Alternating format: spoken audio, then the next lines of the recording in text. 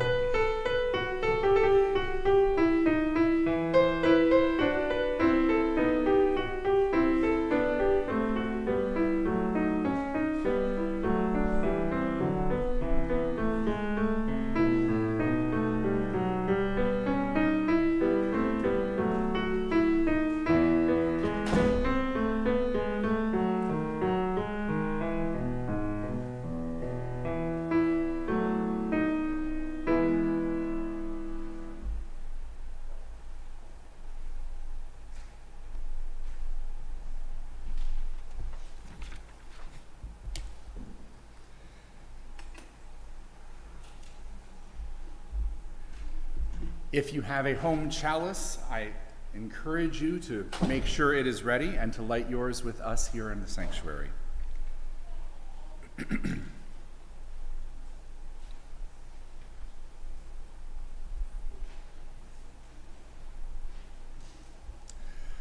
We light our chalice to call us together,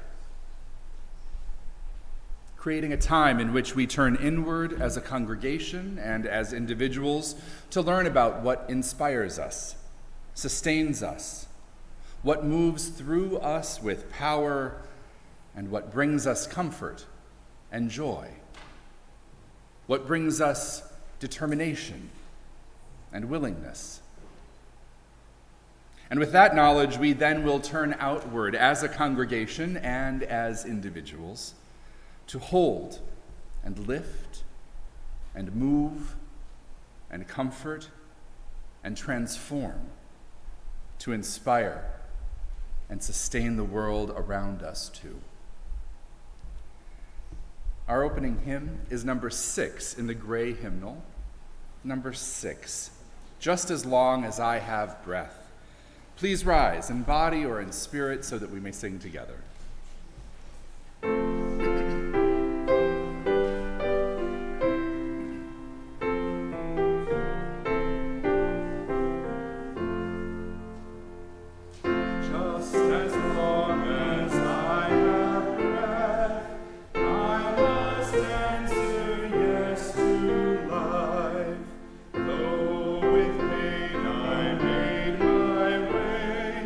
Still with no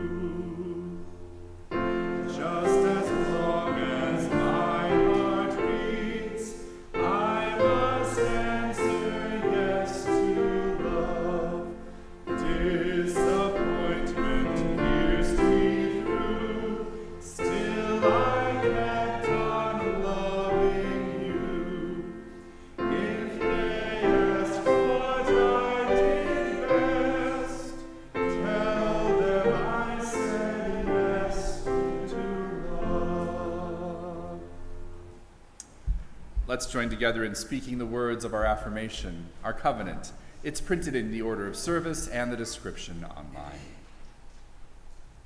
Love is the spirit of this church, and service is its law.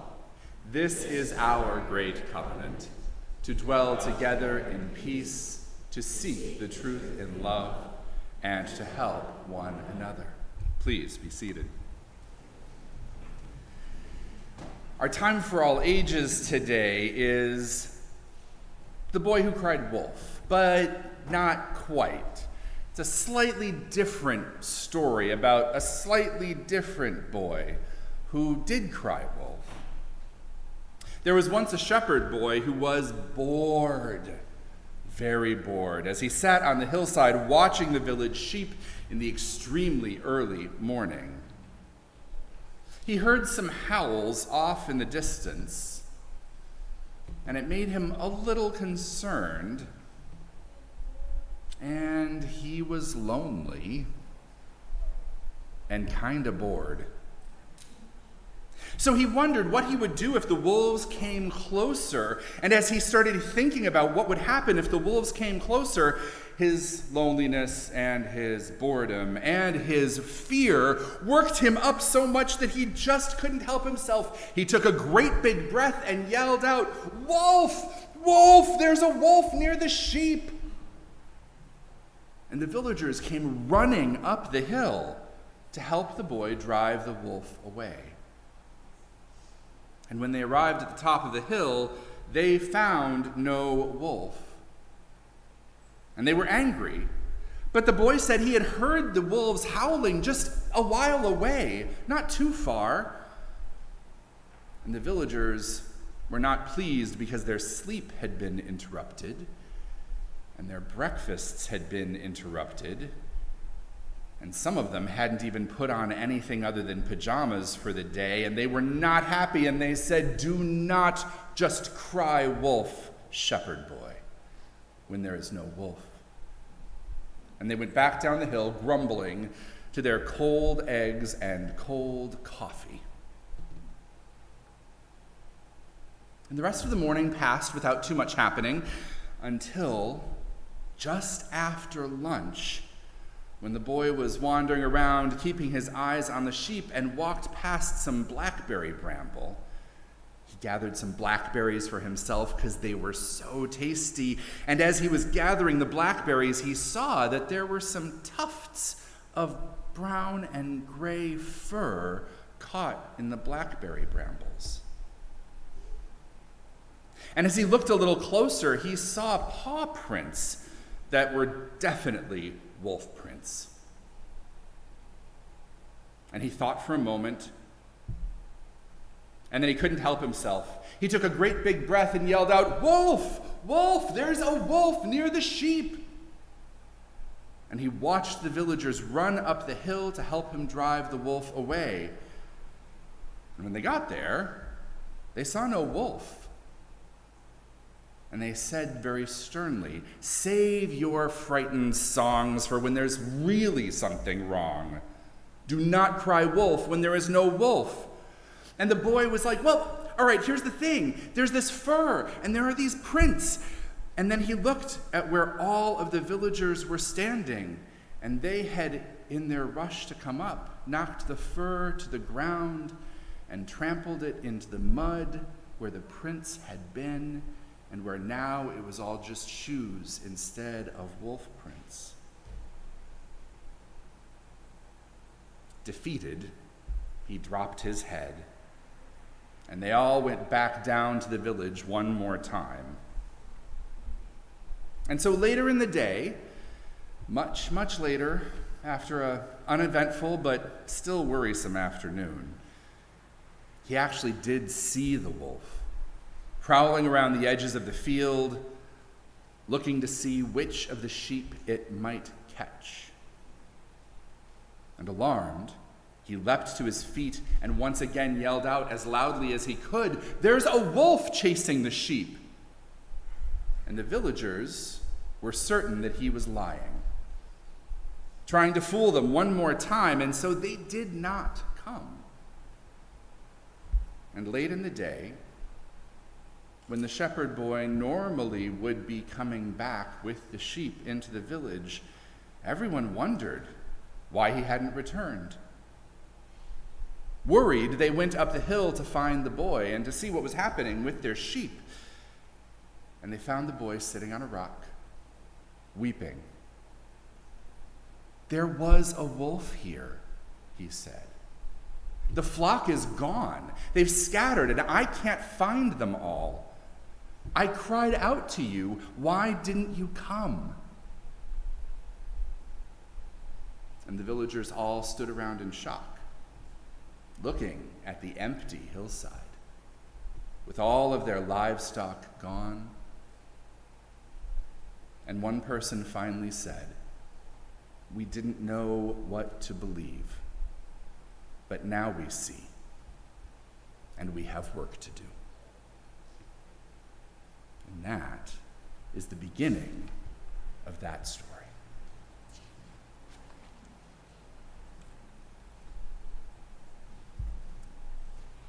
Our offering, the sharing of our resources for our shared work as a religious community, is a spiritual practice for us. By offering your time, talent, and treasure to this community, you help us serve our members, our friends, and the wider community in which we are embedded. As part of that service, we share our general offering each week with organizations that do work in the world that bring us ever closer to creating beloved community. And so this month, we share our offering with the Hartford chapter of PFLAG. Originally named Parents, Families, and Friends of Lesbians and Gays, it's now just known as PFLAG in order to show its inclusive mission. It is the first and largest organization for lesbian, gay, bisexual, transgender, non-binary, questioning, and queer people, their parents, their families, and allies. PFLAG Hartford is a robust chapter led by a talented all-volunteer board committed to their mission of support, education, and advocacy. To give electronically, you can use the QR codes on your order of service, the links in the description online, or those on our website to make your donation to our offering. And here in the sanctuary, our offering will also now be gratefully received.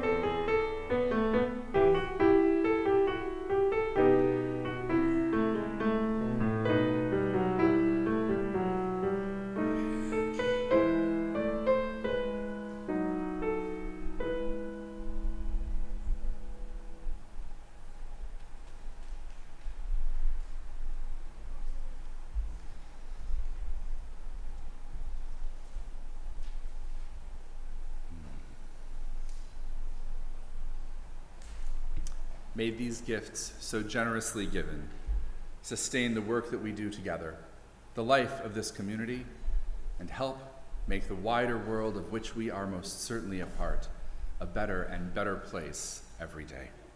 Thank you.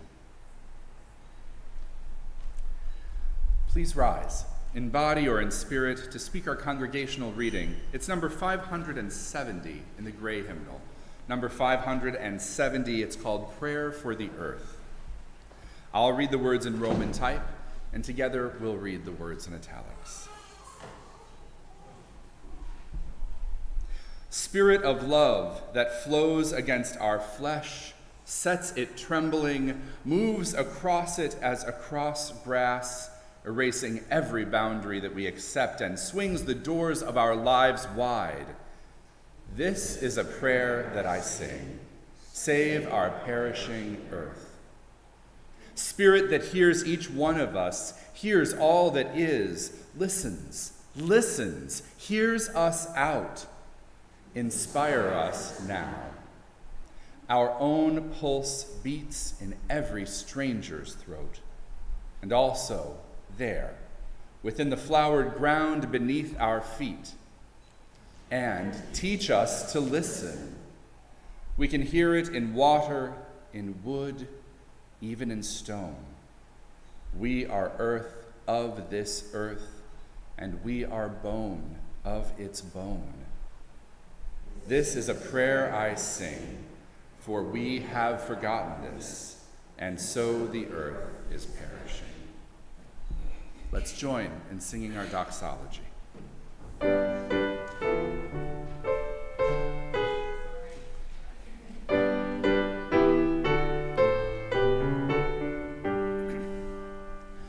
Praise God for love we all may share. Praise God for beauty everywhere. Praise God for hope of good to be. Praise God for truth that makes us free. Amen.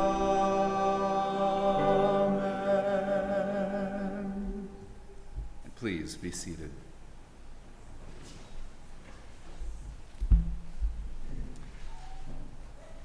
I have a number of things to share with you on behalf of the congregation. Sophie E. will have spine surgery on the 14th to reduce some pain and restore some flexibility.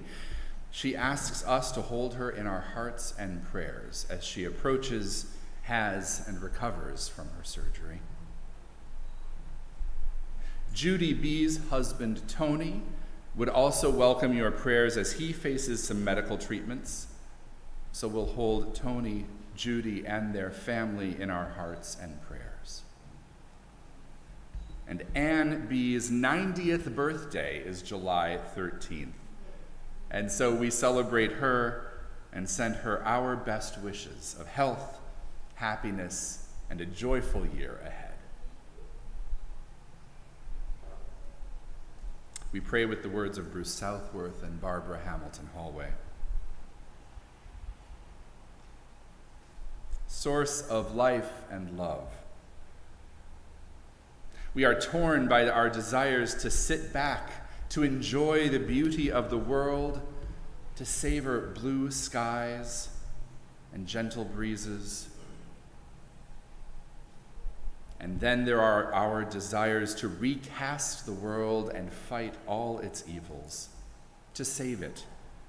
We are torn by all those things that hurt and confuse and make no sense amidst beauty.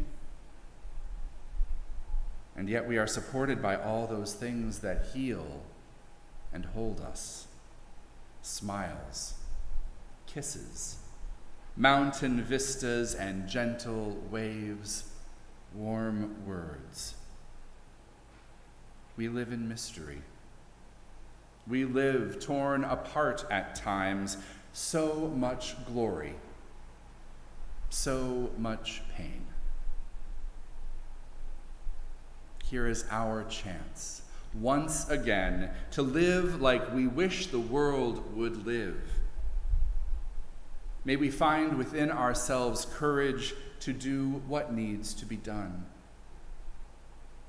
May we know when it is time to listen and when it is time to speak. May we know that though we cannot change some of what life gives to us, we can choose how we deal with what we are given.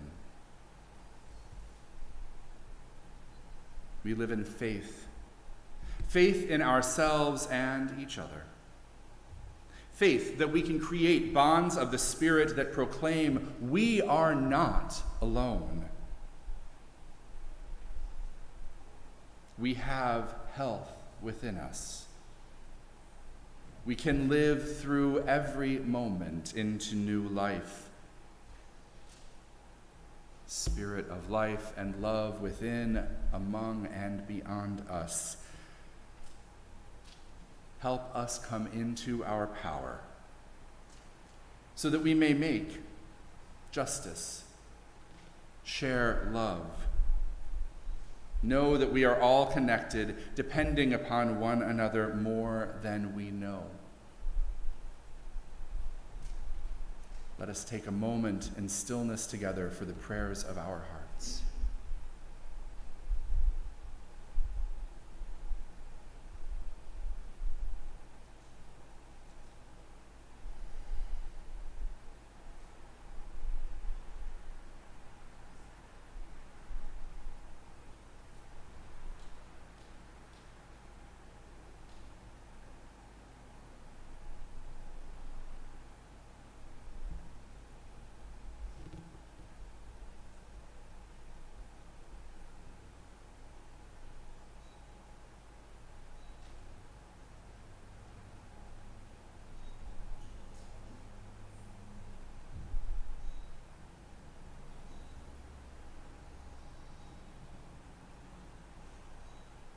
We may be torn between our desires to savor and to save.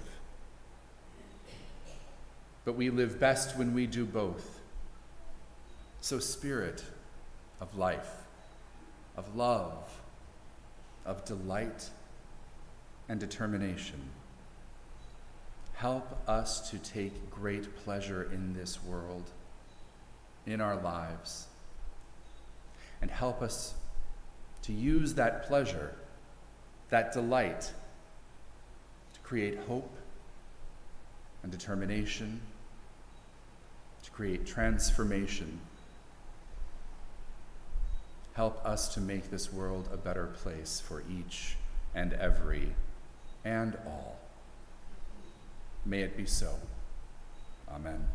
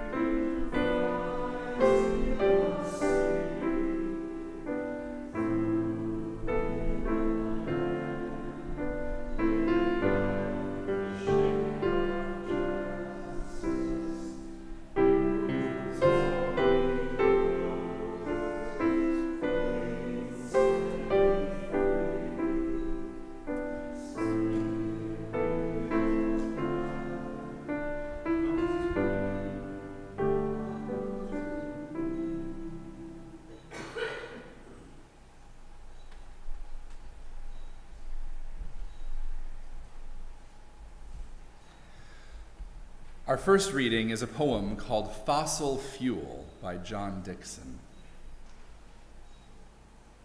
Dark storms of the afternoon persist until what little day there was has gone.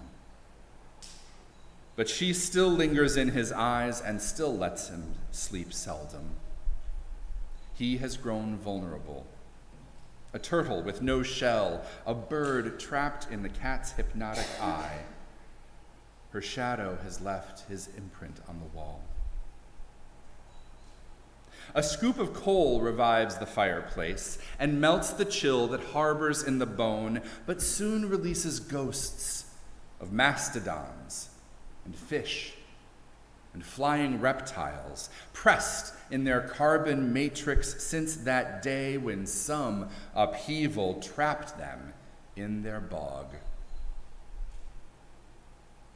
He lives his life inert, compressed by time, growing steady in his orbit and established in his ways until somewhere on this journey he is making to himself. She returns to him and sets his head afire, and all his million years of words escape at last to keep warm.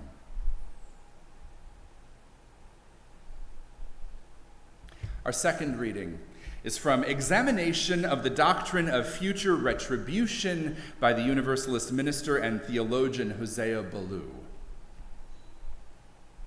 Hosea Ballou was one of the old Universalist preachers and theologians. He's actually somebody who helped encourage the founders of this congregation to create this church back in the 1820s. He says, "The preaching of future rewards and punishments for the purpose of inducing people to love God and moral virtue is useless and pernicious. All this preaching, be it ever so well intended, not only amounts to a declaration that God and virtue are in themselves unlovely, unworthy of being loved, but it pushes us away from God. We can illustrate this by the use of figures from the scriptures. There, God is represented by a fountain of living water, divine truth by water, wine, and milk, and bread. Should we be offered an immense reward for accepting the nourishment, or threatened with severe punishments if we refused them, we might suppose that the person who would make these proposals did not believe water and wine and milk and bread to be of any value in themselves. So all who preach the doctrine of future punishment have relief on the terrors of that punishment to induce people to be pious and virtuous. And yet they know that the most vicious and abominable in all Christian countries have been brought up from childhood to believe that same thing, and also been educated in the belief that sin brings many enjoyments in the world.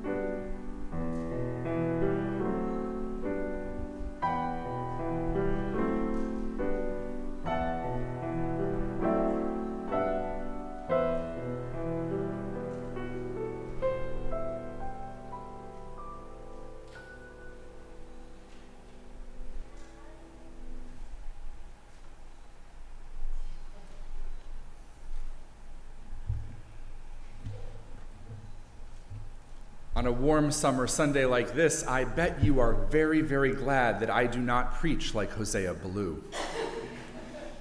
So am I. It's a little too warm, to be honest, to have to think that hard for very long.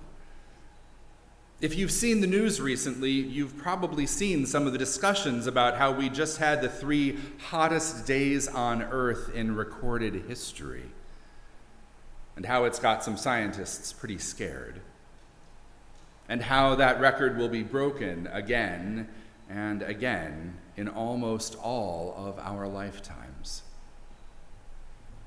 Now, it hasn't been entirely outrageous here, but it's definitely warmer than it would have been 20 or 15 years ago, maybe even just 10 years ago. It's not a good sign. So we've had a few warm days, and the sanctuary is warm too. I see somebody, Pat, you have found the perfect spot right where the fan is actually blowing on you. Nicely done. The fans above, we don't turn those on in the summer lest it blow all the heat back down on us, in case you were wondering why they're not on. We're doing everything we can to figure out how to live with the world that we are in. So many people who have lived here for a long time have said, we didn't have air conditioning at home. We didn't even bother to put it in until pretty recently, or we're only just thinking about it, or we have a window unit in our bedroom, but we haven't really bothered otherwise because it wasn't necessary. But it's going to be harder and harder to live without it. Certainly there have been some times since I've been here where we've had worship in the sanctuary in the summer, and not very many people came because it was, frankly, too hot to be in this room. And I don't know if you'll remember this, but I have canceled worship at least once because it was simply too hot to be safe. That has to be something very new here. We also had some heat at General Assembly this year. Some weather heat. It was in Pittsburgh, so that was part of the deal. But we had some heat around the issues of our faith, things that our community needed to make some decisions about. And the one that's especially relevant for today was a business resolution put forward by some of our young adults, calling themselves the Young Adult Divestment Caucus, regarding divestment from fossil fuel industry investments, and then taking that money and providing it in reparations to other groups. The young adults are worried, and they are determined. They are organizing to make change, just as we have taught our youth and young adults to do. And the delegates did not vote for this particular resolution for a variety of reasons. I think that particular resolution was not the best tool for achieving their aims or for persuading the delegates. But what it did do was focus attention on the issue. And those discussions pushed the UUA to make clear how it has done divestment from fossil fuels since 2014.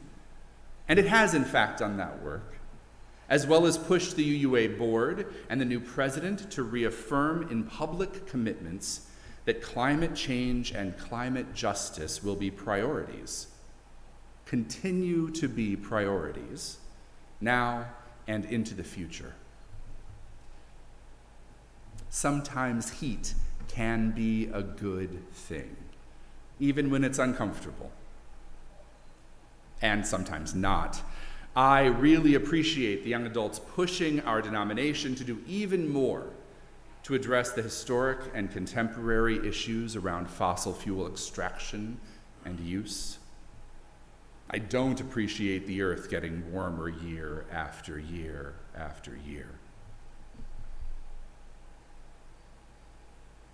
It is clear that we are affecting our environment, our climate, our ecosystems, in ways that are detrimental to how we live and to life on this planet. We've dealt with this kind of thing before. The Industrial Revolution was unhealthy and unsafe And the pollution in the 60s and 70s got to a point where we couldn't ignore it any further. Rivers were on fire. Water and air was toxic. We did something about that too. I don't doubt that we need to change how we act as a species. We should have changed as a nation, as corporations, and as individuals a long time ago. But we haven't. People here are still going in circles about whether these changes are real or if they matter at all. Other nations are starting massive fossil fuel extraction plans even as we speak. Presenting information isn't enough. Calling attention isn't enough. Saying, "I heard the wolf howling a hillside away," wasn't enough. And trying to point out fur and wolf paws wasn't enough. Scaring people with doomsday scenarios doesn't actually produce change. And for some people, it creates resistance. So we have tried to make pollution and waste and overconsumption sinful in an attempt to get past all of this, but that hasn't gotten everyone on board either. And so this week I found myself going back to these ideas that I've been sharing in one form or another for about a decade now. And it seems time to consider them again. Our conversation about worldly heat is not that different from a conversation that our Universalist ancestors had with other Christians in the 1800s about theological heat. At that time, Christian theology and preaching was focused on hell. The burning fires of hell and eternal torment that all would suffer if they did not fall in line with a particular set of moral ideals or beliefs. Lots of communities relied upon fear to try to drive people into righteous behavior. And it didn't work. If it had, there would have been no vice left in the American experience. But that's not what happened. So Hosea Ballou basically said, preaching reward and punishment is useless. It's pernicious. It convinces people that what is truly good has no value other than to avoid punishment and pursue reward. So let's go back now and think about the earth. We have to save the earth because otherwise, all these things are going to die. Terrible things will happen. Our lives will become more difficult. Okay, that's true. And if we save the earth, if we turn everything around, we'll work our way towards some magical, wonderful way of being again that can make everything okay. Maybe, maybe not. But do we need to take care of our planet because of rewards or punishments? I would hope not. Because the earth has value in and of itself. The life-sustaining cycles and blessings of this world are worth saving, not because of reward or punishment, but because it is good and worthy. I think the discourse around climate change and sustainability has not taken root in the way we would hope, because we have not understood the real value of the earth upon which we live. Our environment isn't valuable because it has a financial equivalent.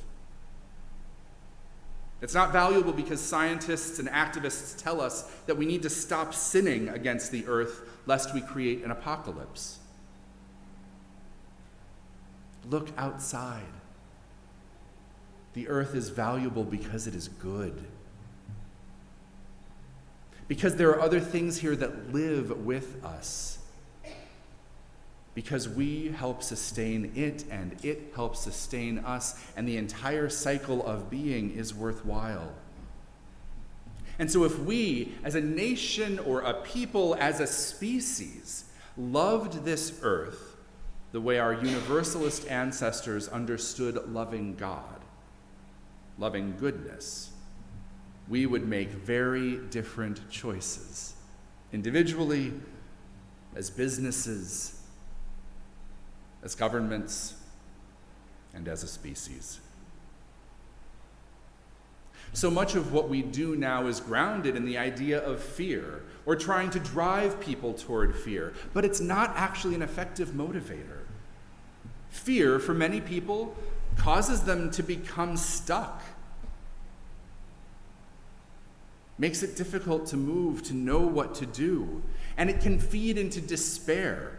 The kind of despair that says, well, these last 3 days were the hottest in recorded history, so it's only going to get worse from here. I guess I might as well enjoy what I can while I can. But that's not the right answer. Ballou also talks about how our Christian ancestors were educated in the belief that sin brings many enjoyments into the world that should be avoided. This is one that kind of kills me. Having preached about sin for the last year, is sin fun? I don't think so.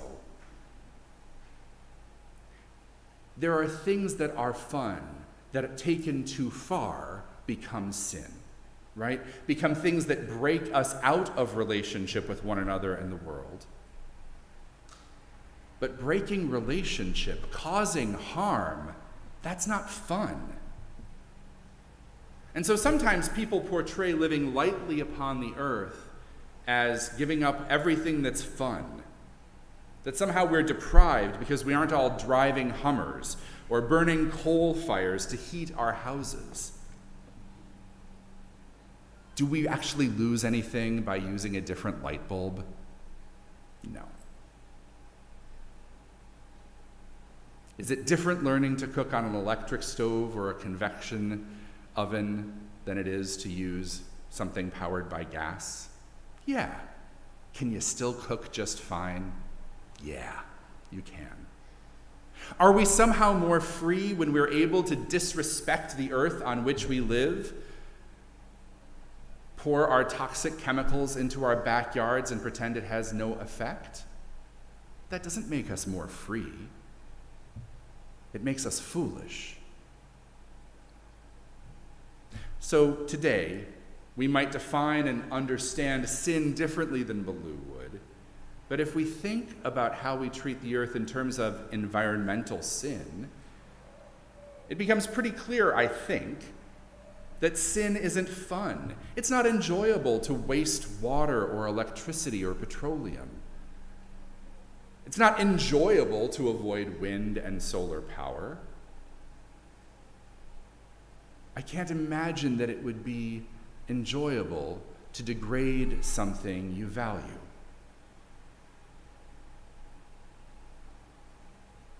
John Dixon writes, "A scoop of coal revives the fireplace and melts the chill that harbors in the bone, but soon releases ghosts of mastodons and fish and flying reptiles pressed in their carbon matrix since that day when some upheaval trapped them in a bog."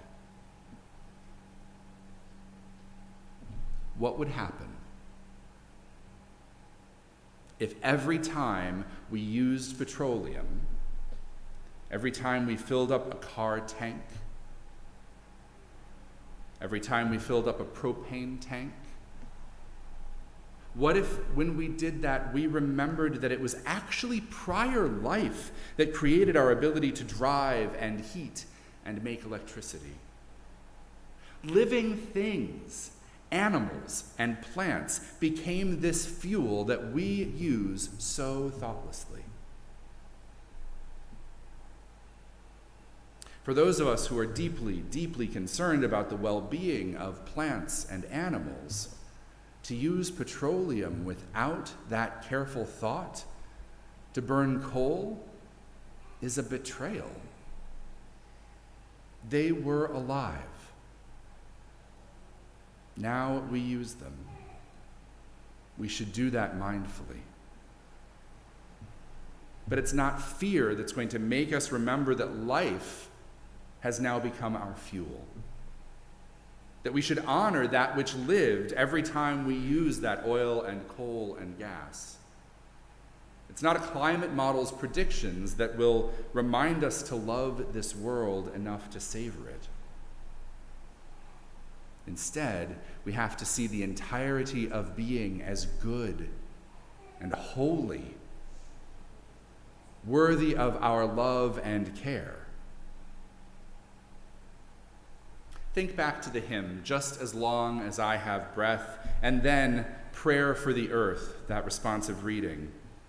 The one is so hopeful, and the other is so concerned with the end. But the truth is that the earth is always perishing. Always. Daily. Something is always fading or being destroyed, and it is always being reborn. The earth is always renewing itself, despite our best efforts. It is a dynamic situation. It's one in which we participate. There are times of great decline, the Industrial Revolution, the poisoning of our water and air with chemicals. And then there are times of great fertility, the Clean Air and Water Acts that helped make things better, that brought some of our rivers back to life.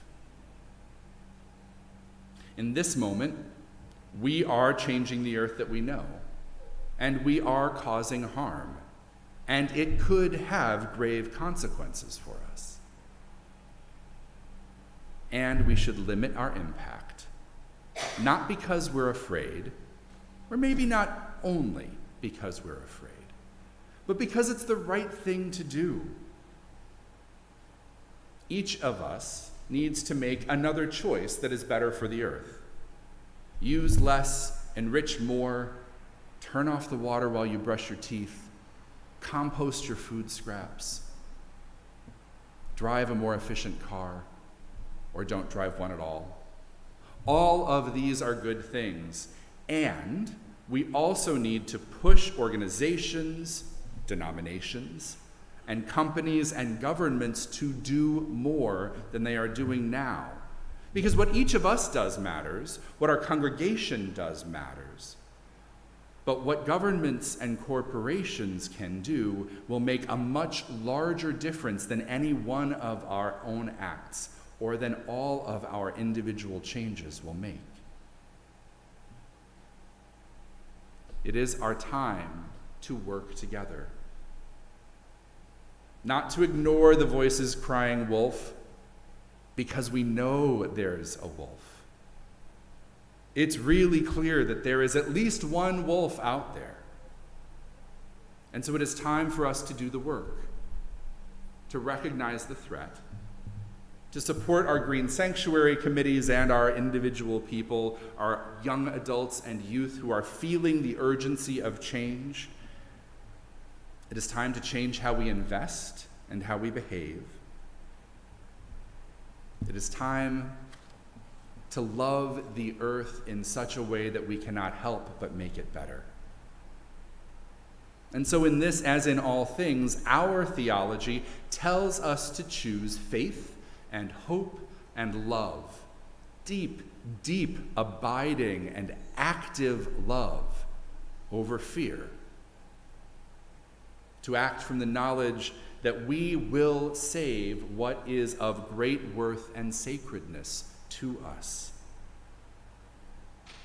And so in that way, even if we don't want to hear Hosea Ballou's kind of preaching every Sunday, even on these hottest days, let's remember where we come from, what our theology is, and use that to make a good and holy and sustainable path forward. May it be so. Amen.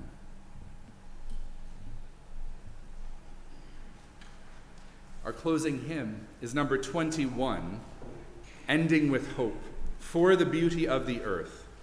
Please rise in body or in spirit as we sing together.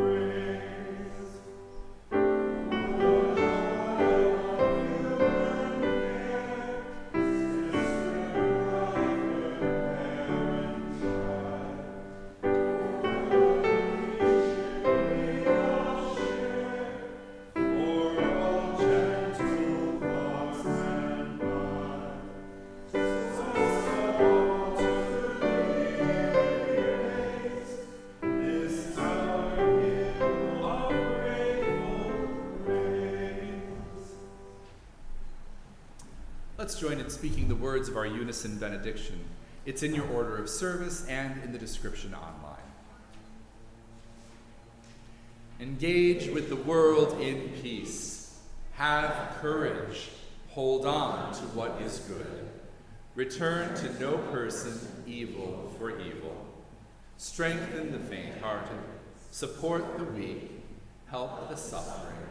Honor all beings. And please be seated, remaining for our postlude.